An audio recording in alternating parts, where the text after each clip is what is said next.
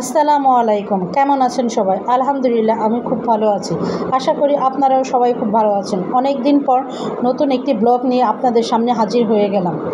যাই হোক, সকালবেলা ঘুম থেকে উঠে হাত মুখ ধুয়ে নাস্তার পর্ব শেষ করে একটু বাজারে গিয়েছিলাম। বাজার থেকে এসে সকালবেলা যে থালা বাসন পরিষ্কার করে রেখেছিলাম সেটা গুছিয়ে রাখলাম।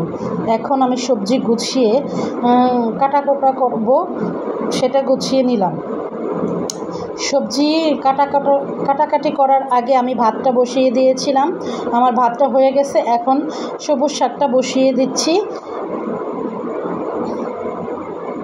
এই তো সবুজ শাকটা বসিয়ে দিলাম। ওদিক দিয়ে ভাতটা আমি বেড়ে নিলাম।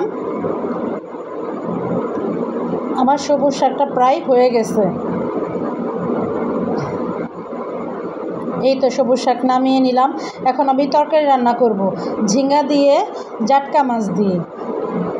এই দুটো মাছ এর মাথা আমি অন্য কাজের জন্য বের করছিলাম, অন্য একটা সবজি রান্না করব, কিন্তু করা হয়নি, তাই এই তরকারিতেই দিয়ে দিলাম।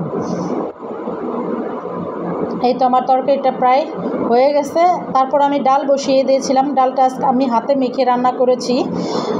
ডালটা বসিয়ে দিয়ে আমি চুলার পার আর থালা বাসন ছিল কিছু, সেগুলো পরিষ্কার করে নিয়েছি। এই তো ডালটা আমার হয়ে গেছে। তারপর সব কিছু গুছিয়ে খেতে বসে পড়লাম।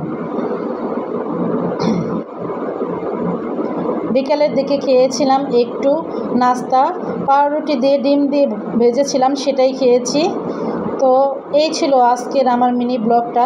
কেমন লাগলো? যদি ভালো লাগে একটা লাইক, একটা কমেন্ট, আর যদি খুব ভালো লাগে তাহলে একটা শেয়ার করে দিও। নতুন আর একটা ব্লগ নিয়ে আসা পর্যন্ত তোমরা সবাই ভালো থাকো। আল্লাহ হাফেজ, টাটা।